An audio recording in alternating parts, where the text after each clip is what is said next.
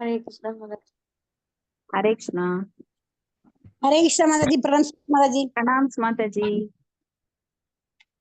अज्ञानतिमिरान्धस्य ज्ञानाञ्जनशलाकया चक्षुरुन्मीलितमेन तस्मै श्रीगुरवे नमः।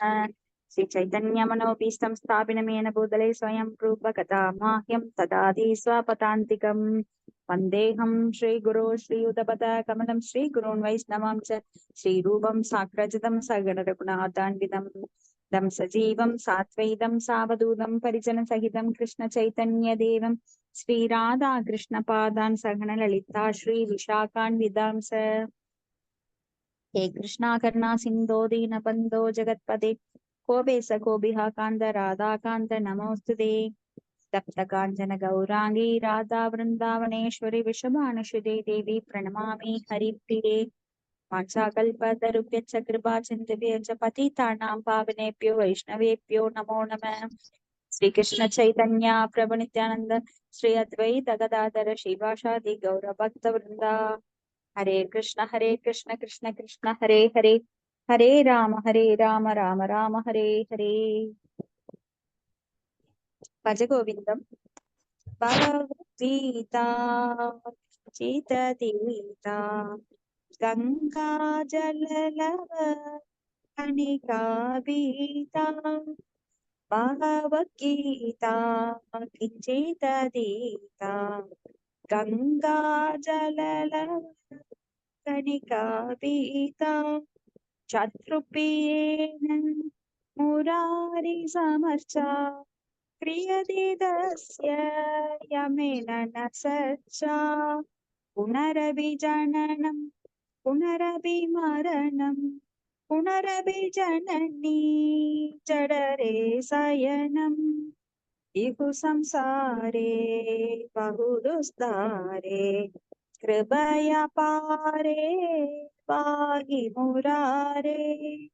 भज गोविन्दं भज गोविन्दं गोविन्दं भज मुडमदे भज गोविन्दं भज गोविन्दं கோவிந்தம் பஜ முடமதே. இதனுடைய மொழிபெயர்ப்பு: உன்னுடைய வாழ்க்கையில் பகவத்கீதை அல்லது பாகவதத்தில் உள்ள ஒரு ஸ்லோகமாவது நீ படித்திருந்தால், கங்கா ஜலத்தை ஒரு துளியாவது குடித்திருந்தால், கையில் புல்லாங்குழலுடன் இருக்கும் பரபிரம்மனான கண்ணனை ஒருமுறையேனும் நீ சேவித்திருந்தால், யமதர்மன் உன்னை பற்றி விசாரிக்க கூட மாட்டாரே. பலமுறை பிறந்தாயிற்று, பலமுறை இறந்தாயிற்று, பலமுறை தாயின் கருவில் இருந்தாயிற்று. முடிவில்லாத பிறவியாகிய இந்த சம்சார சாகரத்தை கடப்பது மிக கடினமாக உள்ளது. ஓ முராரி, உன் கருணையினால் என்னை கரையேற்று. ஏ மூட மனமே, கண்ணனை வணங்குவாய், கிருஷ்ணனை நினைப்பாய், பிறவிக்கடலை கடப்பாய். ஹரே கிருஷ்ணா. ஹரே கிருஷ்ணா. இன்னைக்கு பாகவதம் 2வது காண்டம் 7வது அத்தியாயம். பகவானுடைய அவதாரங்களை பத்தி பார்த்துட்டு இருக்கிறோம். இல்ல 43, 45 ஸ்லோகங்கள் கரெக்டுங்களா மாதாஜி? எத்தனைங்க மாதாஜி? 43 45, 43, 45வது அத்தியாயம். சாரி, ஸ்லோகம் அத்தியாயம் 7ல காண்டம் 2. ஆமாங்க. ஹரே கிருஷ்ண. பிரணாம் மாதாஜி. பிரணாம் மாதாஜி. ஹரே கிருஷ்ணா.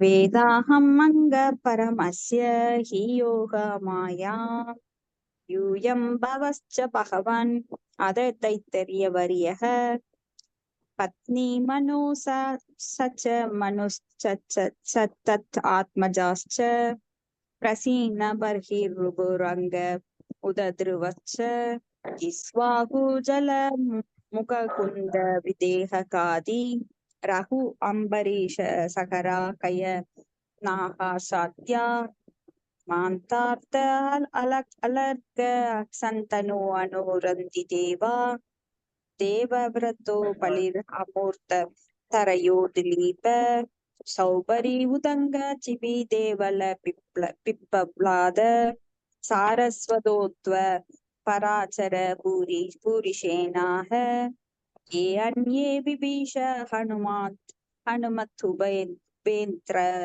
तत्त पार्थाष्टिनेशेन विदुरश्रुत देववर्याः. ஹரே கிருஷ்ணா. மலைய மதிச்சு படிக்கிறீங்களா? ஓகே மாதாஜி.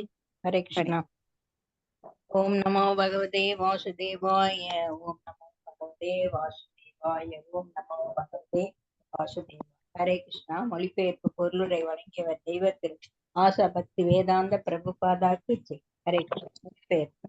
ஓ நாரதா, பகவானின் சக்திகள் அறியப்பட முடியாதவையாகவும் அளவிட முடியாதவையாகவும் இருப்பினும் நாம் சரணடைந்த ஆத்மாக்களாக இருப்பதால் அவர் எப்படி யோகமாயா சக்திகளின் மூலமாக செயற்படுகிறார் என்பதை அறிவோம். அதை போலவே சர்வ சக்தி படைத்த சிவன் நாத்திய குடும்பத்தில் பிறந்த பிரகலாத மகாராஜன், சுயம்புவ மனு, அவரது மனைவி சதரூபா, அவரது மகன்களும் மகள்களுமான பிரியவிரதன், உத்தானபாதன், ஆகூதி, தேவகூதி மற்றும் பிரசூதி போன்றவர்கள், பிராசீன பர்த்தி, பிரிகு, வேனின் தந்தை துருவ மகாராஜன், இஸ்வாகு, ஜலன், முசுகுந்தன், ஜனக மகாராஜன், காதி, ரகு, அம்பரீஷர், சகரன், கயன், நாகுஷன், மாந்தாத், அலர்கன், சததன்பே, அணு, ரந்திதேவர், பீஷ்மர், பலி, அமுரத்ரை, திரீபர், சபரி, உதங்கர், சிபி தேவலர், பிப்பலாதன், சாரஸ்தன், உத்தவர், பராசரர், பூரிஷேனன், விபீஷணன், அனுமான், சுகதேவ கோஸ்வாமி, அர்ஜுனன், ஆர்சிஷேனன், விதுரர் மற்றும் கர்த்தத்தேவர் முதலானவர்களும் கூட பகவானின் சக்திகளை அறிந்துள்ளனர். பொருளுரை. மேற்குறிப்பிட்ட பகவானின் மிகச் சிறந்த பக்தர்கள் அனைவரும் கடந்த மற்றும் நிகழ்காலங்களில் பெரும் புகழ் பெற்றவர்கள் ஆவர். இவர்களும் இனி எதிர்காலத்தில் வரப்போகும் பகவத் பக்தர்களும் பகவானின் வெவ்வேறு சக்திகளை அறிந்திருப்பதுடன் அவரது பெயர், குணம், லீலைகள், பரிவாரம் மற்றும் சொரூபம் போன்றவர்களின் சக்திகளையும் அறிந்துள்ளனர். அல்லது வரம்புக்குட்பட்ட அறிவாலோ தெரிந்து கொண்டிருக்க முடியாது. எல்லைக்குட்பட்ட அறிவாயுதங்களால், புலன்களால் அல்லது புத கண்ணாடி மற்றும் தூரதர்ஷன் போன்ற ஜடக்கருவிகளால் நம் கண்களுக்கு எதிரே காட்சியளிக்கும் பகவானின் ஜடசக்தி கூட ஒருவனால் முழுமையாக அறிய முடியாது. உதாரணமாக, விஞ்ஞானிகளின் கணக்கை விட மிக மிக தூரத்தில் பல லட்சக்கணக்கான கோடிக்கணக்கான கிரகங்கள் உள்ளன. ஆனால் இவை அனைத்தும் பகவானுடைய ஜட சக்தியிலிருந்து தோன்றியவை.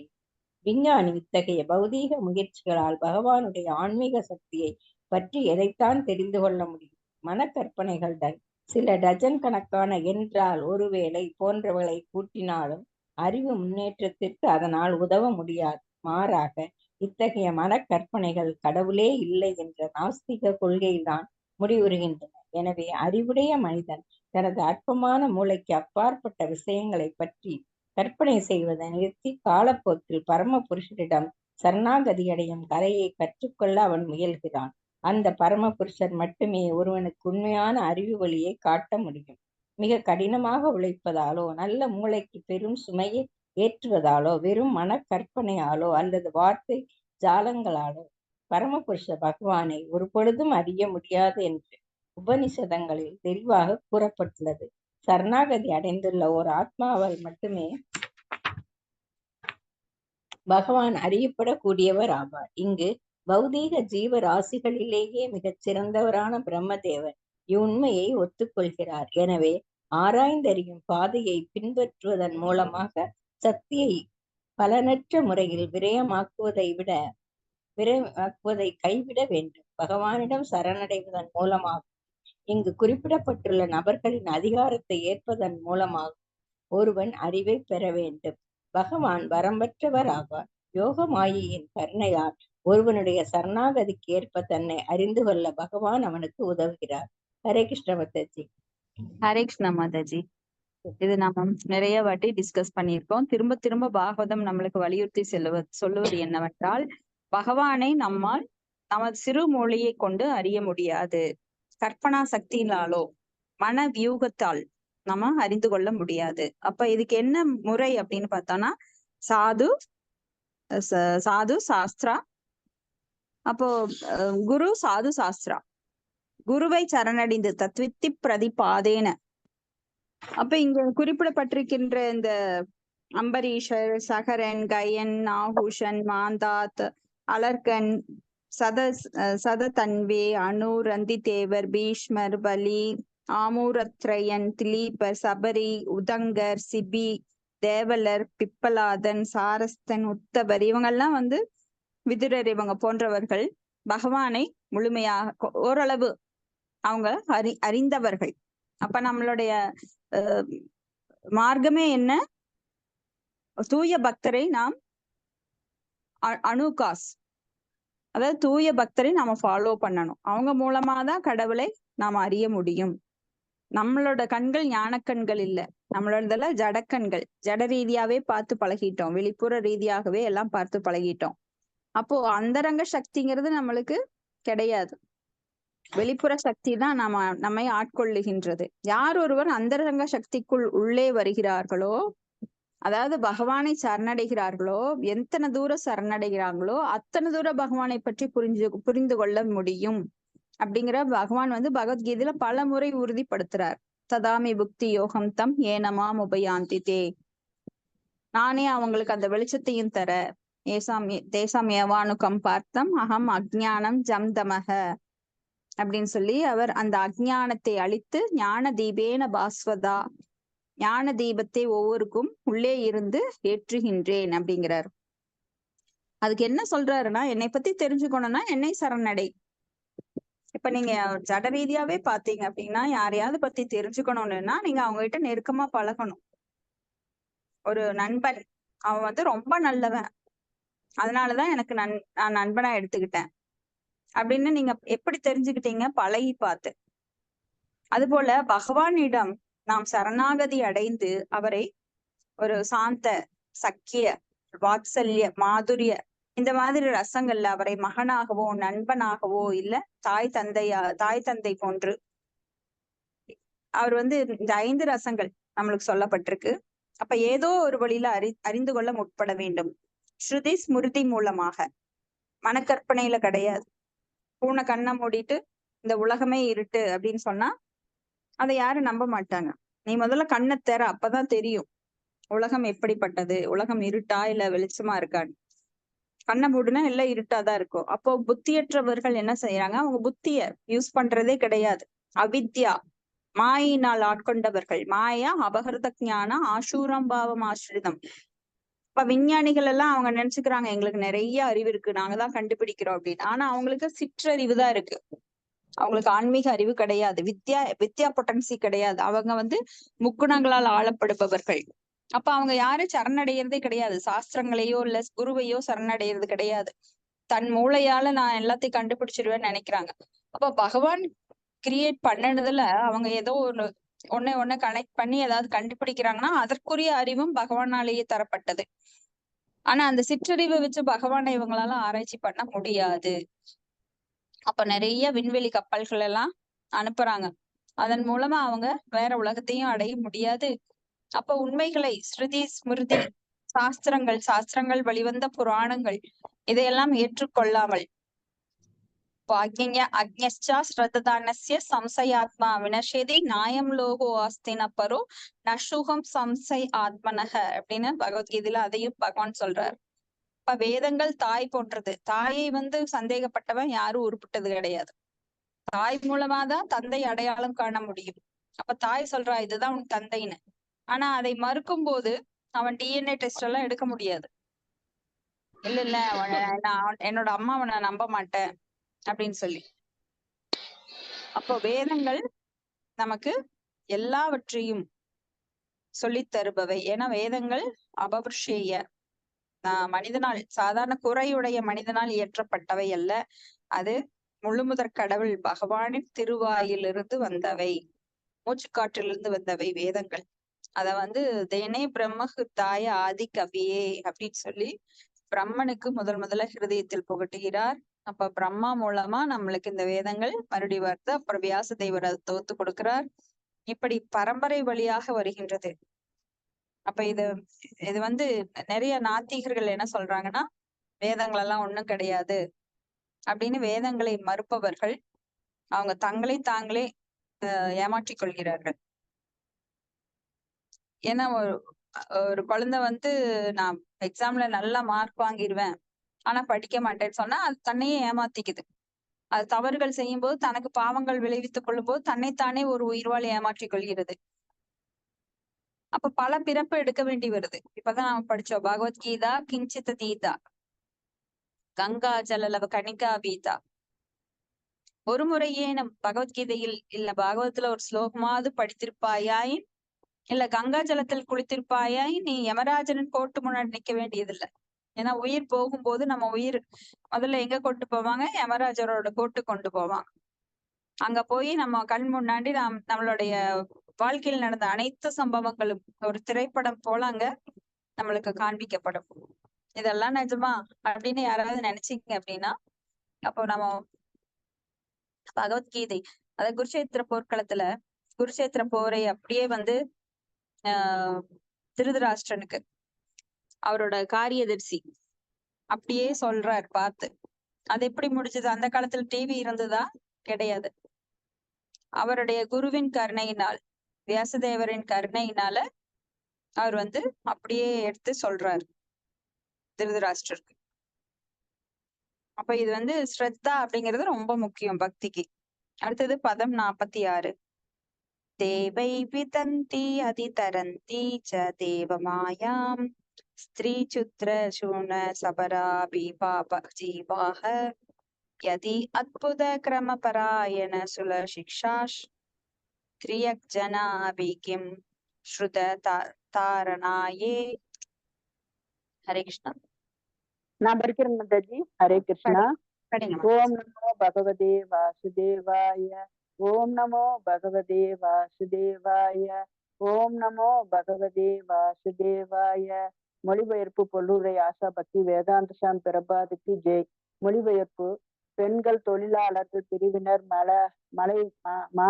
மலைவாசிகள் மற்றும் சைப்பிரிய வாசிகளை போன்ற பாவ வாழ்வை மேற்கொண்டுள்ளவர்கள் மற்றும் பறவைகளும் மிருகங்களும் கூட சரணாகதி அடைந்த ஆத்மாக்களாக இருந்தால் பகவானின் தீய பக்தர்களிடம் சரணடைவதாலும் அவர்களுடைய அடிசுவடுகளை பின்பற்றி பக்தி தொண்டில் ஈடுபடுவதாலும் பகவத் விஞ்ஞானத்தை அறிந்து மாயசக்தியின் பிடியிலிருந்து விடுபட்டு முக்தியடைய முடியும். பொருளுரை: சில சமயங்களில் பரம்புருஷரிடம் ஒருவரால் எப்படி சரணடைய முடியும் என்பதை பற்றிய கேள்விகள் எழுகின்றன. பகவத்கீதையில் 18.67 பகவான் அர்ஜுனன் தம்மிடம் சரணடையுமாறு கேட்டுக்கொண்டார். எனவே இதை செய்ய விரும்பாதவர்கள் பகவான் எங்கே என்று யாரிடம் சரணடைய வேண்டும் என்றும் கேள்வி கேட்கின்றனர். இத்தகைய விசாரணைகளுக்கு இங்கு மிக நன்றாக விடை கொடுக்கப்பட்டுள்ளது. பகவான் நேரடியாக நம்முன் தோன்றாவிட்டாலும் வழி கடல்களை ஒருவன் இதயபூர்வமாக எதிர்வு நோக்குவானாயின் பகவான் அவரிடம் தகுதியுள்ள ஒருவரை அனுப்பி வைப்பார். பகவானிடம் திரும்புவதற்குரிய தகுந்த வழியை இவர் காட்டுவார். ஆன்மீக பாதையில் முன்னேறுவதற்கு பெகுதீக தகுதி முறைகள் தேவையில்லை. தட உலகில் குறிப்பிட்ட சேவையை ஒருவன் ஏற்பதற்கு முன்பாக சில குறிப்பிட்ட தகுதி முறைகளையும் அவன் பெற்றிருக்க வேண்டியவனாக இருக்கிறான். இல்லையெனில் அத்தகைய சேவைக்கு அவன் தகுதியற்றவன் ஆகிறான். அவன் பக்தி தொண்டில் தேவைப்படும் ஒரே தகுதி சரணாகதியாகும். ஒருவன் சரணடைவது அவனுடைய கைகளில் தான் உள்ளது. விருப்பம் இருந்தால் ஒருவன் உடனே சரணடைய முடியும். இது அவனுடைய ஆன்மீக வாழ்வை ஆரம்பித்து வைக்கிறது. பகவானின் உண்மையான பிரதிநிதி பகவானுக்கு சமமானவர், அதாவது பகவானின் அன்பிற்கு பாத்திரமான பிரதிநிதி அதிக அன்பு கொண்டவரும் அணுகுவதற்கு இன்னும் சுலபமானவராகவும் ஒரு பரமாத்மாவால் நேரடியாக பகவானை அணுக முடியாது. ஆனால் அத்தங்கை பாதி ஒருவன் பக்தர் ஒருவரை மிக சுலபமாக அணுகிவிட முடியும். அத்தங்கை பக்தரின் வழிகாட்டுதலின் கீழ் தன்னை வைத்துக் கொள்ள ஒருவன் சம்மானவாயினும் அவனும் பகவத் விஞ்ஞானத்தை அறிந்து தீய பக்தர்கள் போலாகி நித்திய ஆனந்தத்தை அளிக்கும் பகவானின் ராஜ்யத்துக்கு திரும்புவதற்குரிய முக்தியை பெறுவான். எனவே பகவத் விஞ்ஞானத்தை உணர்வதும் பயனற்ற வாழ்வு போராட்டத்திலிருந்து விடுபடுவதும் விருப்பமுள்ள சாதகனுக்கு சிறிதும் சிரமமானவை அல்ல. ஆனால் சரணடையாத ஆத்மாக்களுக்கு அவை மிகவும் கஷ்டமானவையாகும். ஹரே கிருஷ்ண மாதாஜி. ஹரே கிருஷ்ணா மாதாஜி. லாஸ்ட் லைன் எங்கிருந்து படிச்சீங்க? ஹரே கிருஷ்ணா. லாஸ்ட் நீங்க இந்த புற திரும்ப மாதாஜி 441 பேஜ். எனக்கு 453 பேஜ். ஆனா எனக்கு தூய பக்தரை போலாகி நித்திய ஆனந்தத்தை அளிக்கும் பகவானின் ராஜ்யத்திற்கு திரும்புவதற்குரிய முக்தியை பெறுவான். அதோட முடியுது. அதாங்க. எனவே பகவத் விஞ்ஞானத்தை உணர்வதும் பயனற்ற வாழ்வு போராட்டத்திலிருந்து விடுபடுவதும் விருப்பமுள்ள சாதகனுக்கு சிறிதும் சிரமமானவை அல்ல. ஆனால் சரணடையாத ஆத்மாக்களுக்கு அவை மிக கஷ்டமானவையாகும். கடைசி முட்டைச்சு. ஹரே கிருஷ்ணா. அந்த லைன் எனக்கு இல்லைங்க மாதாஜி. ஓகே, சரிங்க. இல்ல மாதாஜி, வேற மாதிரிதான் இருக்கு. நீங்க சொல்ற மாதிரிதான் இருக்கு. அதுதான் மாதாஜி. அது புக்கு ஏதோ புக்ல மாறி இருக்குது. பல புக்குங்க மாதாஜி. சரி, ஓகே ஓகே, சரி. ஹரே கிருஷ்ணா. ஹரே கிருஷ்ணா. பெண்கள் தொழிலாளர் பிரிவினர் மலைவாசிகள். இப்ப பகவத்கீதையில கூட ஒரு ஸ்லோகம் படிக்கிறோம் 9.30 9.30 நினைக்கிறேன். ஸ்ரீயோ வைசியாஸ் ததா சூத்ராஸ் தே அபி யாந்தி மாம் கதி அப்படின்னு சொல்லி, பெண்களானாலும் சூத்திரர்கள் ஆனாலும், அப்போ எந்த இனத்தவர், சூனாந்த புலிந்த புல்கசா ஆபீர கம்போ யவனா கசாதயக ஏன்யேச்ச பாபா அபாஸ்ரயாஸ்ரயாக சித்தந்தி தஸ்மை பிரப விஷ்ணவே நமக அப்படின்னு. அப்போ இங்க 9.32 மாம்ஹி பார்த்த வியபாஸ்ருத்ய ஏஷு பாபயோனய ஸ்திரியோ வைசியாஸ் ததா சூத்ராஸ் தே அபி யாந்தி பராம் கதிம் அப்படின்னு சொல்லியிருக்காரு. அதாவது பெண்களானாலும் இலிக்குலத்தோராயினும் வைசியர்களானாலும் சூத்திரர்களானாலும் என்னை சரணடைந்தோர் அவங்களுக்கு நான் அபயம் அளிப்பேன்னு சொல்றாரு. ஏன் இங்க பெண்களை சேர்த்தினார் அப்படின்னா, பெண்கள் எல்லாம் அந்த லோ லெவல்ல தான் இருக்காங்க.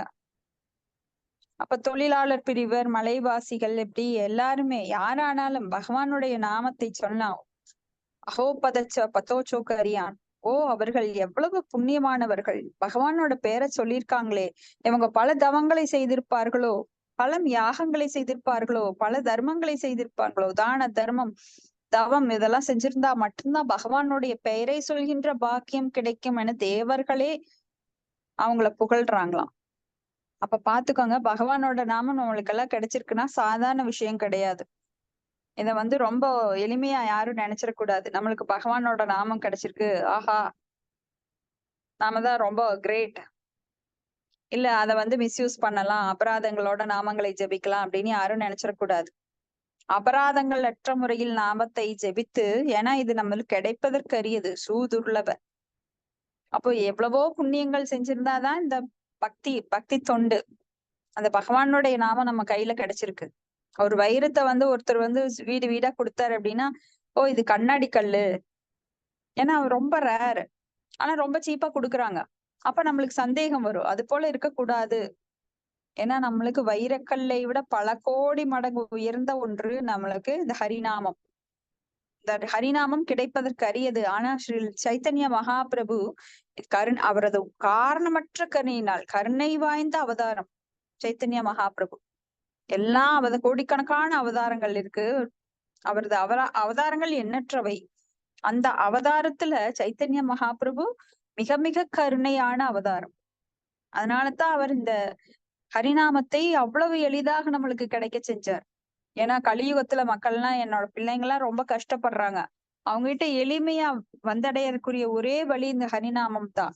அதனால அதை அள்ளி வீசிட்டு போறேன் அப்படின்னு. ஏன்னா அந்த காலத்துல எல்லாம் வேதங்கள் பிராமணர்கள் மட்டும்தான் படிக்கணும், பெண்கள் படிக்க கூடாது, சுத்திரர்கள் படிக்க கூடாது, வைசியர்கள் படிக்க கூடாது, அந்த மாதிரி பல கண்டிஷன் இருந்தது. ஆனா இப்ப நாம பாகவதம் பகவத்கீதை எல்லாம் படிக்கிறோம் அப்படின்னா பகவானுடைய கருணை தான், ஸ்ரீல பிரபுபாதரோட கருணை தான். அப்போ ஒருவன் இதயபூர்வமாக பகவான் நேரடியாக நம் முன் தோன்றாவிட்டாலும் வழிகாட்டலை ஒருவன் இதயபூர்வமாக எதிர்நோக்குவானாயின் பகவான் அவனிடம் தகுதியுள்ள ஒருவரை அனுப்பி வைப்பார். அப்ப பகவான் நேரடியா வர்றது இல்ல, சன்ன அவதாரம் அப்படின்னு சொல்லி மறைமுகமான அவதாரமாக சைத்தன்ய மகாபிரபு வந்தார். அதே போல இப்பவும் யாரெல்லாம் பக்தியில பகவானுக்கு தொண்டு செய்ய விரும்புகிறார்களோ, மனசுல அவர் பரமாத்மாவா இருக்கிறதுனால எல்லாருடைய அபிலாஷைகளையும் பூர்த்தி செய்பவர்.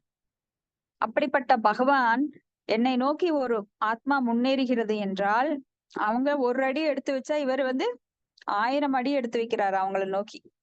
அப்ப தனக்காக ஒரு ஆத்மா ஏங்குது அப்படின்னு அவர் தெரிஞ்சுக்கிட்டாரு அப்படின்னா அவங்களுக்கு ஒரு பக்தரை அனுப்பி வைக்கிறார். ஒரு தூய பக்தரை அவங்க வாழ்நாள்ல முதல்ல சந்திக்கிறாங்க.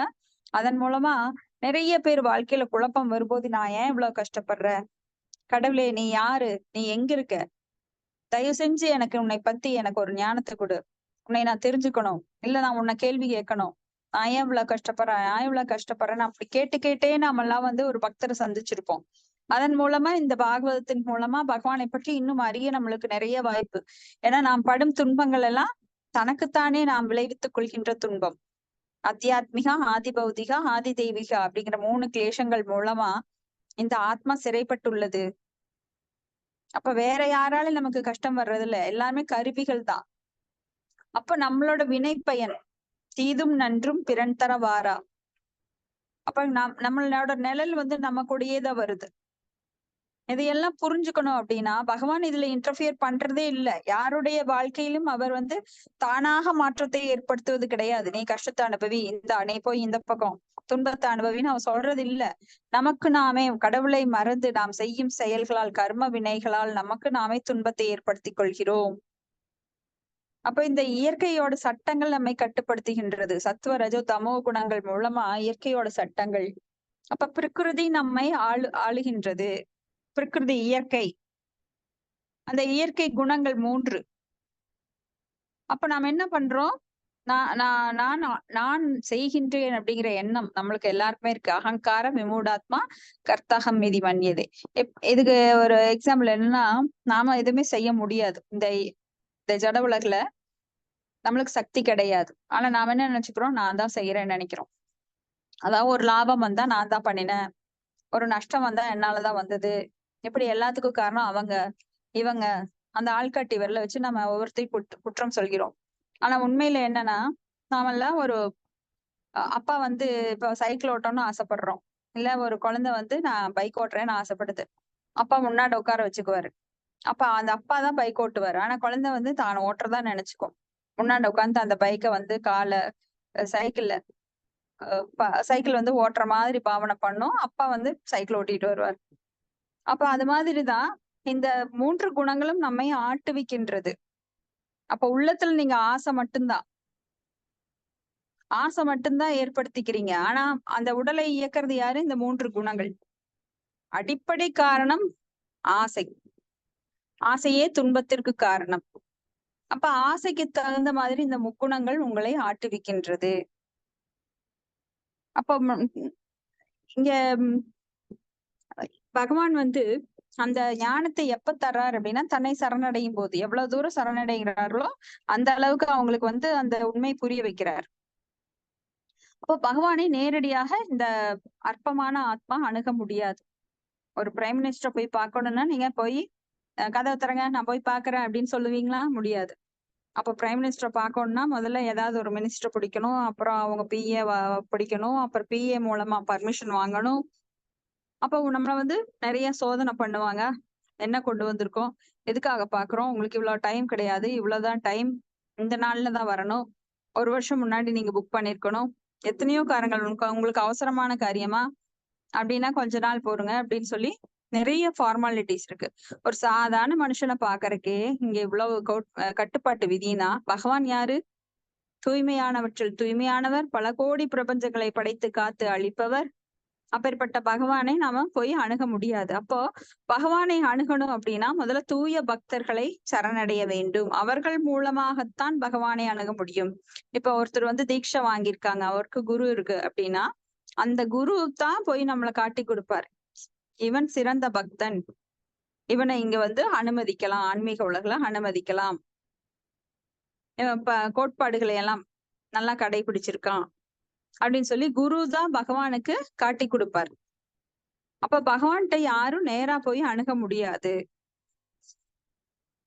அப்போ நித்திய ஆனந்தத்தை அளிக்கும் பகவானின் ராஜ்யத்திற்கு திரும்புவதற்குரிய முக்தியை அவ்வாறு ஒரு பகவத் பக்தன் பெறுகின்றான்.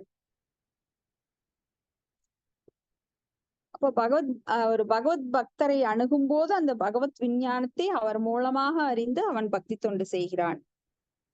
கற்பனையில செய்யறது கிடையாது, பக்தி தொண்டு. அடுத்தது பதம் 47. சத்வத் பிரசாந்தம் அபயம் பிரதிபோத மாத்திரம் சுத்தம் சமத் சத் அசத பரமாத்ம தத்துவம் சத்தோ நாயத்ர புருகாரகவான் கிரியார்த்தோ மாயா பரைதி அபிமுகே ச விலஞ்சமானா தத்வை பதம் பகவத பரமஸ்ய பும்சோ பிரஹ்மேதி யத் விதுர் அஜஸ்ரசுகம் விசோகம். ஹரே கிருஷ்ணா. ஹரே கிருஷ்ணா மாதாஜி. படிக்கிறேங்க மாதாஜி. படிங்க மாதாஜி. ஹரே கிருஷ்ணா. மொழிபெயர்ப்பு. பரபிரம்மம் என்று உணரப்படுகிறது துன்பமில்லாத அளவற்ற ஆனந்தத்தை பூர்ணமாக கொண்டதாகும். இது பரம அனுபவிப்பாளரான முழுமுதற் கடவுளின் முடிவான நிலை என்பதில் சந்தேகமில்லை. அவர் எல்லா தொல்லைகளிலிருந்தும் பயத்திலிருந்தும் நித்தியமாக விடுபட்டவரும் பரிபூர்ண உணர்வுடையவரும் பரிசுத்தமானவரும் சமநிலையுடையவரும் ஆவார். எல்லா காரண விளைவுகளுக்கும் மூல காரணமான அவருள் பலன் நோக்கு கர்மங்களுக்கான யாகம் இல்லை. அவருக்குள் மாயா சததி நிற்பதும் இல்லை. பொருளுரை. பரம அனுபவிப்பாளரான முழுமுதற் கடவுள் எல்லா காரணங்களுக்கும் பரம காரணமாக இருப்பதால் அவர் பரபிரம்மன் அல்லது மிகச்சிறந்த நன்மை அளிப்பவர் எனப்படுகிறார். பொய்யான பௌதீக தோற்றத்திலிருந்து அவர் முற்றிலும் வேறானவராக இருப்பதால் அருவ பிரம்மத்தை உணர்வதே முதற்படியாகும். அதாவது ஒளி. அதற்கு எதிரிணையாக உள்ள இருளிலிருந்து மாறுபட்டிருப்பதைப் போலவே அருவ பிரம்மம் என்பது பல வகையான பௌதீக விஷயங்களிலிருந்து வேறுபட்டுள்ள பரபிரம்மத்தின் ஒரு அம்சமாகும். ஆனால் ஒளிக்கு அதன் பலதரப்பட்ட நிலை இருக்கிறது. இது ஒளியில் தொடர்ந்து முன்னேறுபவர்களால் காணப்படுகிறது. பரபிரம்மத்தின் முடிவான நிலையே பிரம்ம ஜோதியின் பிறப்பிடமாகும். இந்த முடிவான நிலை அனைத்திற்கும் ஆதி மூலமாக உள்ள பரமபுருஷ பகவானை குறிப்பிடுகிறது. எனவே முழுமுதற் கடவுளை சந்திப்பதானது அருவ பிரம்மத்தை அறிவதையும் உள்ளடக்கியதாகும். அருவ பிரம்மம் முதலில் ஜட களங்கத்திற்கு எதிரானதாக உணரப்படுகிறது. முழுமுதற் கடவுளை அறிவது பிரம்ம உணர்வின் மூன்றாவது படியாகும். முதல் காண்டத்தில் விளக்கப்பட்டதை போல பரம பிரம்மனின் பிரம்மம், பரமாத்மா மற்றும் பகவான் எனப்படும் மூன்று அம்சங்களையும் ஒருவன் அறிய வேண்டும். பிரதிபோத மாத்திரம் என்பது பௌதீகத்திற்கு எதிரிடையானதாகும். ஜடத்தில் ஜட துன்பங்கள் உள்ளன. இதனால் பிரம்ம உணர்வின் முதற்படியில் அத்தகைய ஜட கலங்கங்கள் விலகி விடுகின்றன. இந்நிலையில் பிறப்பு, இறப்பு, மூப்பு மற்றும் நோய் ஆகியவற்றின் கடும் வேதனைகளிலிருந்து முற்றிலும் வேறான நித்திய வாழ்வை பற்றி உணர்வு ஏற்படுகிறது. இதுவே அருவ பிரம்மத்தை பற்றிய முக்கிய கருத்தாகும். பரமபுருஷர் அனைத்திற்கும் பரமாத்மாவாக இருப்பதால் தான் பரம நிலையில் அன்பு உணரப்படுகிறது. இந்த அன்புக்கு காரணம் ஓர் ஆத்மாவிற்கு மற்றொரு ஆத்மாவிடம் உள்ள உறவாகும். ஒரு தந்தை தன் மகனிடம் அன்பு கொள்கிறார், ஏனெனில் தந்தைக்கும் மகனுக்கும் நெருக்கமான உறவு உள்ளது. ஆனால் ஜட உலகிலுள்ள இத்தகைய அன்பு களங்கங்கள் நிறைந்ததாகும். முழுமுதற் கடவுளை சந்தித்தவுடன் அன்பின் முழுமை வெளிப்படுகிறது. ஏனெனில் இத்தகைய அன்பான உறவு உண்மையானதாக இருப்பதுவே இதற்கு காரணம். பகவான் அனைவருடைய இதயத்திலும் பரமாத்மாவாக இருப்பதால் எல்லா ஜீவராசிகளுக்கும் முழுமையான, அப்பட்டமான மற்றும் பரிசுத்தமான அன்புக்குரியவராய் இருக்கிறார். முக்தி அடைந்த நிலையில் பகவானிடமுள்ள முழுமையான அன்பு எழுப்பப்படுகிறது. இதனால் நிரந்தரமான எல்லையற்ற ஆனந்தம் ஏற்படுகிறது. இந்நிலையில் ஆனந்தம் தடைப்பட்டு விடுமோ என்ற பயம் கிடையாது. ஆனால் ஜட உலகில் நாம் அனுபவிப்பது நிலையற்ற ஆனந்தமாகும். பகவானுடனான உறவு முறிந்து விடுவதே இல்லை. இதனால் அங்கு கவலைக்கோ அல்லது பயத்திற்கோ இடம் இல்லை. இத்தகைய ஆனந்தம் வார்த்தைகளால் விவரிக்க முடியாததாகும். மேலும் இத்தகைய ஆனந்தத்தை பலன் நோக்கு கர்மங்களாலோ முன்னேற்பாடுகளாலோ அல்லது யாகங்களாலோ உண்டு பண்ண இயலாது. ஆனால் இப்பதத்தில் விவரிக்கப்பட்டுள்ளதை போல் முழுமுதற் கடவுளான பரமபுருஷரிடம் பரிமாறிக்கொள்ளப்படும் அந்த நிலையான ஆனந்தம் உபநிஷதங்களின் அருவமான கருத்திற்கு மேற்பட்டதாகும் என்பதையும் நாம் அறிய வேண்டும். பொருட்களை பௌதீக கண்ணோட்டத்துடன் அணுகுவதை கைவிடுவதே உபநிஷதங்கள் வழியாகும்.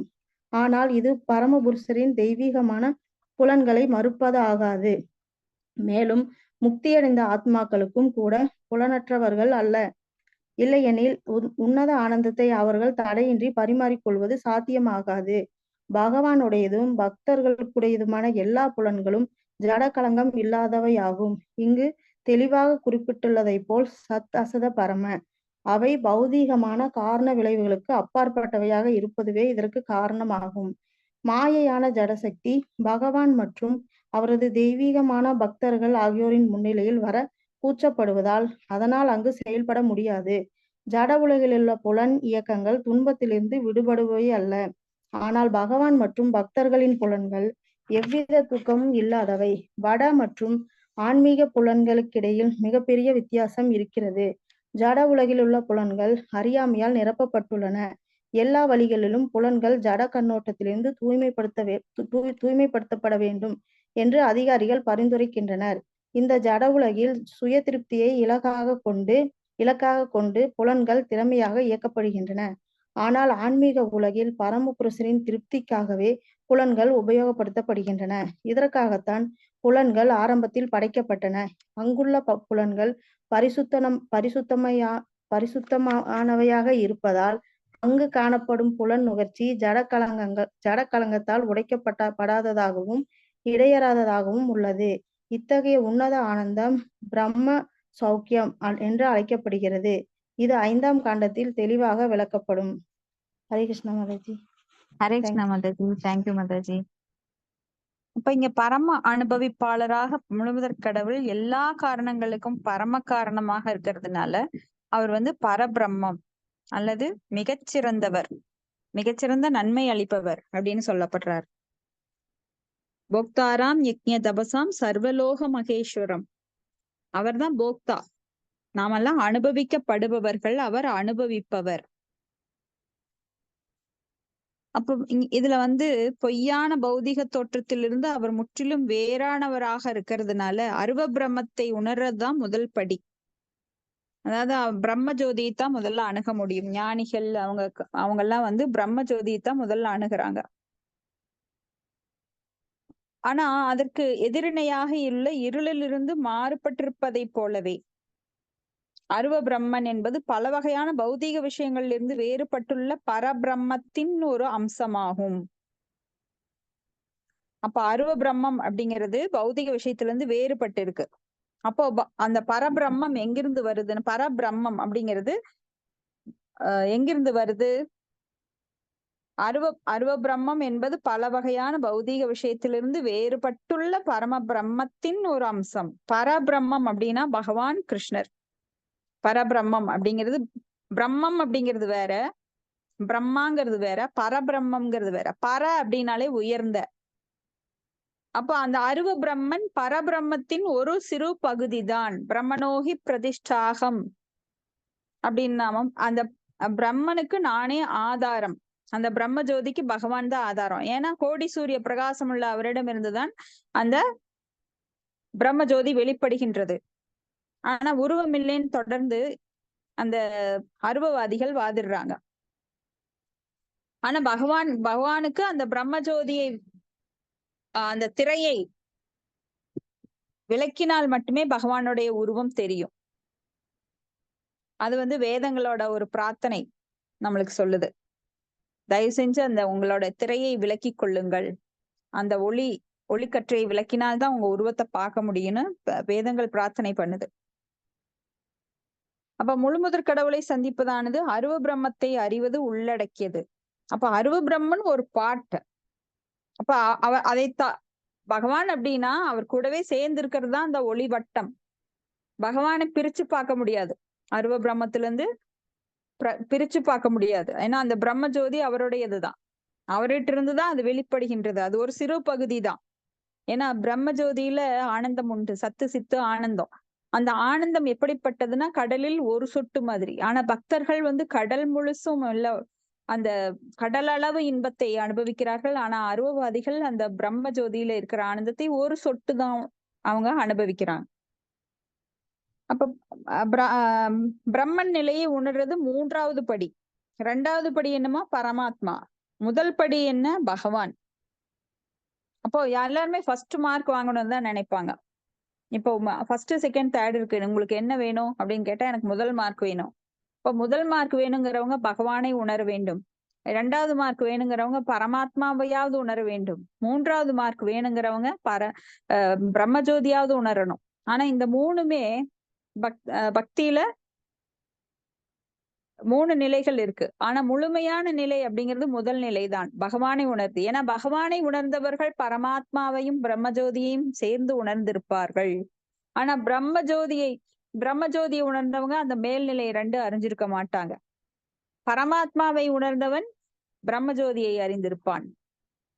அப்ப இந்த 3 நிலைகள்ல பாத்தீங்கன்னா சத்து, சித்து, ஆனந்தம். அப்ப முதல் நிலை சத்து மட்டும் அறிஞ்சிருப்பான். 2வது நிலை சத்து சித்து நிலைக்கு வந்திருப்பான். 3வது நிலையில சத்து சித்து ஆனந்தம் முழுமை பூரணத்துவத்தை அடைந்திருப்பான். இப்ப பிரதிபோத மாத்திரம் அப்படிங்கிறது பௌதிகத்திற்கு எதிரிடையானது. ஏன்னா இங்க ஜடத்துல வந்து துன்பங்கள் நிறைந்தது. பிரம்ம உணர்வுல அப்படி கிடையாது. பிரம்மன் உணர்வு எய்திட்டாங்க அப்படின்னாலே அது முக்திக்கு சமம். அப்ப பிரம்மபூத பிரசன்னாத்மா நான் சோச்சதி நான் காங்ஷதி. அவங்களுக்கு எதை பற்றியும் கவலை இல்லை, அவர்கள் எதையும் எதிர்பார்ப்பதும் இல்லை. அப்ப அந்த பிரம்மனை அறிந்த நிலை வந்து நித்தியமான வாழ்வை பற்றிய நிலையை அவங்க அறிஞ்சிருக்கிறாங்க. சத்து நிலையை அவங்க எழுதியிருக்கிறாங்க. பரமபுருஷர் எல்லாத்துக்கும் மேல பரமாத்மாவாக இருக்கிறதுனால தான் பரமமான நிலையில் அன்பு உணரப்படுகிறது. அப்ப பரமாத்மா நிலையை அறிந்தவங்க சத்து சித்து 2ஐயும் அறிஞ்சிருக்காங்க. ஏன்னா பகவான் உள்ளத்துல எல்லாரும் உள்ளத்துல இருக்கிறதுனாலயும் அந்த தந்தைக்கும் மகனுக்கும் இருக்கிற உறவு, அந்த அன்பு வந்து அங்க வெளிப்படுது. அப்ப அன்புங்கிற நிலைதான் அடிப்படையானது. அத்தகைய அன்பு வந்து அந்த அன்பான உறவு உண்மையானதாக இருக்கிறதுனால அந்த அன்பு அங்க வெளிப்படுது. பகவான் பரமாத்மாவா இருக்கிறதுனால எல்லா ஜீவராசிகளுக்கும் முழுமையான அபட்டமான பரிசுத்தமான அன்புக்குரியவராக இருக்கிறார். ஏன்னா பகவான் தான் அங்க எல்லாத்துக்குமே காரணம். நம்ம மனசுக்குள்ள பரமாத்மாவாக இருந்து நாம் நினைக்கின்ற எல்லாத்தையும் செயல்படுத்துபவர் அவர்தான். பல கோடி ஜென்மமா பல ஆசைகளை ஏந்தி பல பிறவிகளை எடுத்து பல உடல்கள் எடுத்து நாம துன்புற்றாலும் அந்த ஆசையே துன்பத்திற்கு காரணமாக இருந்தாலும் அந்த ஆசையை நிறைவேற்றுபவர் யார்? நமது தந்தையான பரமாத்மா தான் நம்மளுக்கு நிறைவேற்றி கொடுக்கிறார். நான் ஆசைப்பட்டது ஏன் நடக்குது? இப்பவே பாருங்க, இந்த ஜென்மத்திலேயே நம்ம எத்தனையோ ஆசைப்படுறோம்.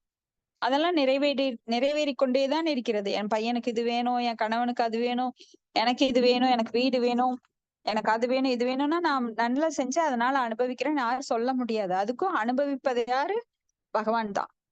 பகவான் அனுமதி இல்லாம யாரால எதையும் நகர்த்த முடியாது. ஒரு தூசு கூட நகர்த்த முடியாது. உபதிரஷ்டா அனுமந்தா பர்த்தா போக்தா மகேஸ்வர. அப்ப உள்ள வந்து சாட்சியாகவும் அனுமதிப்பாளராகவும் அவர் இருக்கிறதுனாலதான் நம்மளால அனுபவிக்க முடியுது. இப்ப கையை தூக்கணும்னு நீங்க மூளை நினைச்சதுன்னா உடனே அந்த நரம்புகள் வழியாக அந்த கட்டளை பாஸ் ஆகி உங்களை கையை தூக்க வைக்குது. அந்த இயக்கம் எப்படி நடைபெறுகிறது? 33 தேவர்கள் ஒவ்வொரு உறுப்புக்கும் அங்க வந்து சாட்சியா இயக்குனர்களாக இருக்கிறாங்க. அப்ப அவங்க அனுமதிச்சா மட்டும்தான் உங்களால கை தூக்க முடியும். உங்க கண் பார்க்கணும் அப்படின்னா மூளை சொல்லுது இந்த பக்கம் பார் அப்படின்னு, அது நரம்புக்கு பாஸ் ஆகி அந்த டக்குன்னு அந்த கண் பார்வை இப்படி திரும்புது. யாரோ சத்தம் வருது, நாம திரும்பி பாக்குறோம். நான் இயக்குகிறேன் அப்படின்னு நாம நினைச்சுக்கிறோம். இல்ல, அப்ப பரமாத்மா அனுமதி கொடுத்து அந்த தேவர்கள் அனுமதி கொடுத்தா மட்டும்தான் உங்களால இப்படி திரும்பி பார்க்க முடியும், கழுத்து திரும்ப முடியும், மூளை யோசிக்க முடியும், கண்கள் பார்க்க முடியும். இந்த சிஸ்டம் பாத்தீங்கன்னா உடம்புல இவ்வளவு நாடி நரம்புகள் எலும்பு சதை இது எப்படி இயங்குது? ஒரு அற்புதமான இந்த உடம்ப மட்டும் எடுத்துட்டு நீங்க ஆராய்ச்சி பண்ணி பாத்தீங்கன்னா அந்த உலகமெல்லாம் அப்புறம் இந்த உலகத்தை இயக்குறது எப்படி பகவான். இந்த உடல் வந்து எப்படி இயங்குது? நாம நினைச்ச உடனே காலு ஸ்டெப் எடுக்குது, கையை தூக்க முடியுது, கண்கள் பார்க்க முடியுது, காதுகள் கேக்குது. அப்ப இந்த உடம்பே வந்து ஒரு பெரிய ஃபேக்டரி மாதிரி. நம்மளுக்கு நாம குடிக்கிற தண்ணி போய் எங்க ஸ்டோர் ஆகுது, நாம் சாப்பிடுற சாப்பாடு எப்படி ஜீரணமாகி கல்லீரல் எப்படி நுரையீரல் இதெல்லாம் ஒர்க் ஆகுது, ரத்தமா எப்படி நாம் சாப்பிடுற சாப்பாடெல்லாம் மாத்தப்படுது. அப்ப இந்த உடம்புங்கிற ஃபேக்டரிக்குள்ள எத்தனை வேலை நடக்குது தெரியுங்களா ஒரு நாளைக்கு? அதை நினைச்சாலே பகவானுடைய படைப்பு எவ்வளவு அற்புதமானது டாக்டர்ஸ்க்கெல்லாம் தெரியும். பாட்டா ஆராய்ச்சி பண்ணி பார்த்திருக்காங்க. இப்படி நாம இந்த உலகுல ஜட உலகுல இந்த ஜட உடல் மூலமா நாம அனுபவிக்கிறது நிலையற்ற ஆனந்தம். இப்போ ஒரு சாப்பிடுறோம், எனக்கு ஸ்வீட் ரொம்ப பிடிக்கும். அந்த ஸ்வீட்டோட சுவை எத்தனை நேரம் நாக்குல நிக்கும். ஆனா நான் ரொம்ப ஆசைப்பட்டிருப்பேன், அந்த ஸ்வீட் வேணும், சாப்பிடணும்னு ஒரு மனசுல எழும் ஆசையானது. அதை அனுபவிச்சுட்டே இருக்க முடியுமா? சாப்பிட்ட உடனே அது ஒரு 2 நிமிஷத்துல அந்த சுவை போயிருது. அடுத்தது தண்ணி குடிக்கிறோம், அடுத்தது ரொம்ப இஷ்டப்பட்ட ஒரு சாப்பாடு சாப்பிடணும், கடைக்கு போறாங்க, சாப்பிடுறாங்க. அது எத்தனை நேரம் அனுபவிக்க முடியுது? அந்த சாப்பிடுற நிமிஷம் மட்டும்தான் வாய்க்கு ருசி. வயிற்றுக்குள்ள போனா அது எல்லாம் எப்பவும் போல அது ஜீரண சக்தி, கெட்டது நல்லதா பிரிஞ்சு அது கெட்டது மலமா வெளிப்படுது, நல்லது ரத்தமா எடுத்துக்குது.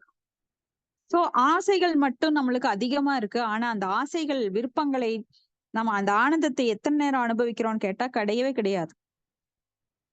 எல்லாத்துலயுமே உடல் சுகம் எப்படி எல்லாத்துலயும் பாத்தீங்கன்னா அற்ப ஆசைகள் தான், அற்ப ஆனந்தம் தான்.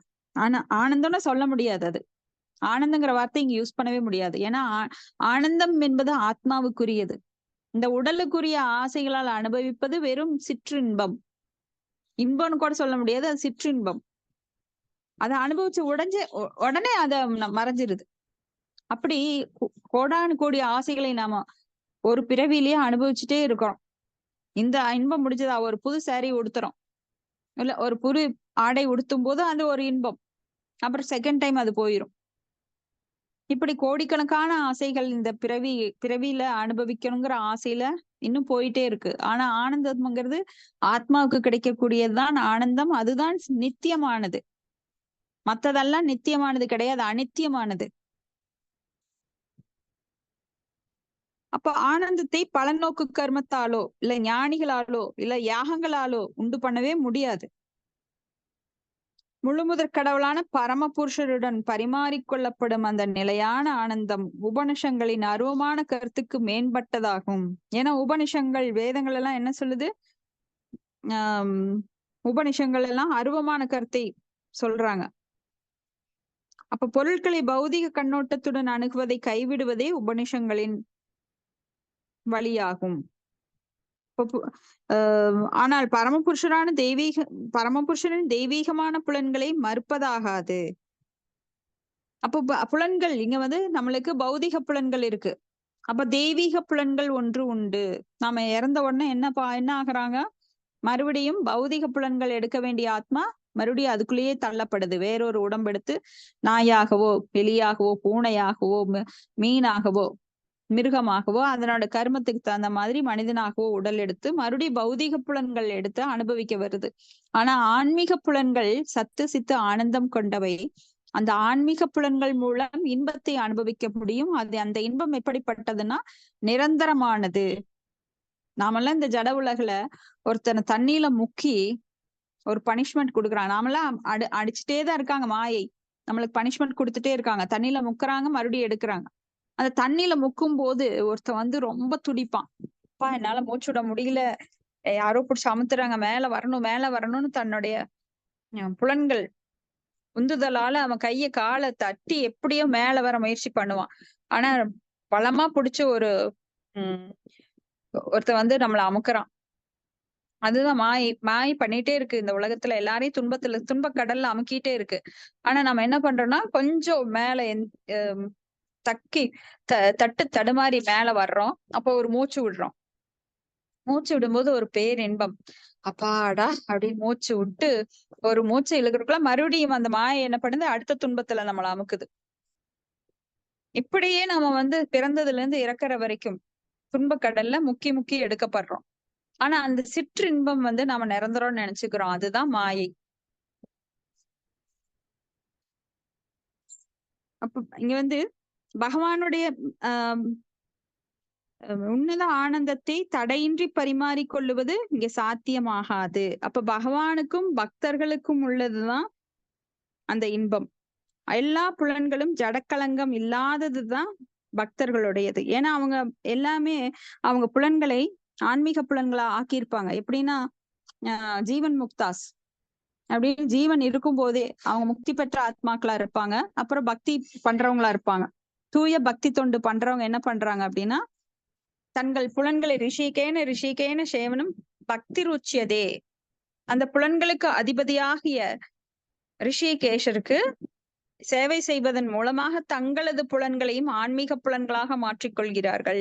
இப்ப நீங்க எப்பவுமே உங்க பௌதிக புலன்கள் மூலமா அம்பரீஷ் மகாராஜா மாதிரி கைகளை பகவானை சேவிப்பது, கண்களால் பகவானை பார்ப்பது, காதுகளால் பகவானை பற்றி கேட்பது, வாயால் தொடர்ந்து நாமத்தை ஜெபிப்பது, பிரசாதத்தை உண்பது, பக்தர்களை ஆலிங்கனம் பண்றதுக்காக உங்க உடம்ப யூஸ் பண்றது, கால்களை பகவானின் கோயில்களை நோக்கி செலுத்துவது, இந்த மாதிரி எல்லா புலன்களையும் பகவானோட சேவையில ஈடுபடுத்தும் போது உங்களது புலன்களும் அப்ப பக்தர்கள் புலன்களும் அந்த பௌதீக புலன்கள் ஆன்மீக புலன்களாக மாற்றப்படுகிறது.